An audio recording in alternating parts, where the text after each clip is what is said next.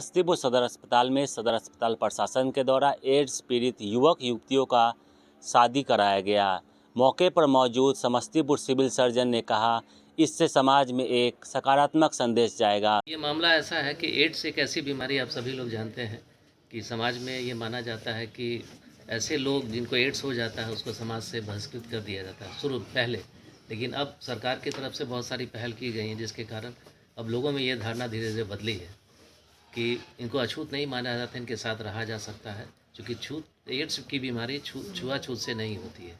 इसी के तहत हम लोगों ने और आगे बढ़ते हुए सामाजिक रूप से मान्यता देने के लिए ये हमारे एक मेल हैं और एक फीमेल है, पुरुष और एक महिला है, जो कि एड्स की बीमारी इनको है। तो इसीलिए सामाजिक रूप से थोड़ा बहिष्कृत कर दिए जाने के कारण परिवार के द्वारा हम लोगों ने को जानकारी जब मिली तो हमारे काउंसलर हैं इस एड्स के श्री विजय मंडल जी, तो उनके अथक मेहनत के बाद इन लोगों के बारे में जानकारी हम लोग को मिली और इन लोगों का दोनों का हम लोगों ने चाहत जानते हुए इसके बाद हम दोनों की शादी करवा रहे हैं। यानी इनकी आपसी सहमति के बाद कानूनन रूप से वैध है ये शादी, और आज के बाद ये लोग मिलजुल के रहेंगे और नई ज़िंदगी की शुरुआत करेंगे। ये समाज के लिए एक मैसेज होगा, इस तरह के लोग को भी जीने का हक है और ये समाज के ही एक अंग माने जाए। ये मैंने कैसे जोड़ी बनाए? ये सर हम पहले CSC में काम करते थे, यानी कि NGO में काम करते थे सर। उस टाइम से लड़की को जानते हैं। तो लड़की क्या हुआ, जो माँ बाप से इन्फेक्टेड थी, उसके बाद उसको पता नहीं होगा जी, बाय बर्थ जी सर।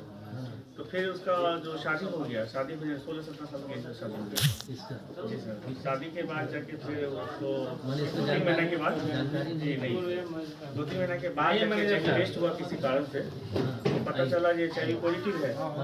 तो इसका जो हस्बैंड था, सास जो थी, हस्बैंड और सास को, तो हम वहाँ पर एज ए काउंसलर उसको तो फिर मतलब काउंसलिंग कर दिए थे, इसको रखना है, छोड़ना नहीं है, ठीक है ना। कुछ दिन तक तो रखा, उसके बाद भगा दिया इसको मारपीट के। फिर हम महिला आयोग में दिए उनका केस। महिला आयोग में जाने के बाद जाके फिर कंपनसेशन के लिए तो कुछ ने एक तो ये फीस के या मेंटेनेंस के लिए इसको 1000 रुपये महीना दिया जाएगा, लेकिन वो भी कभी देती कभी नहीं देती थी। इस तरीके से चला। और जो 800,000 पेंशन स्कीम है, उसका योजना का लाभ इसको 1500 का महीना ये मिलता था, उससे अपना गुजर बसर करते थे। समस्तीपुर टुडे के लिए दिव्यांशु राय की रिपोर्ट।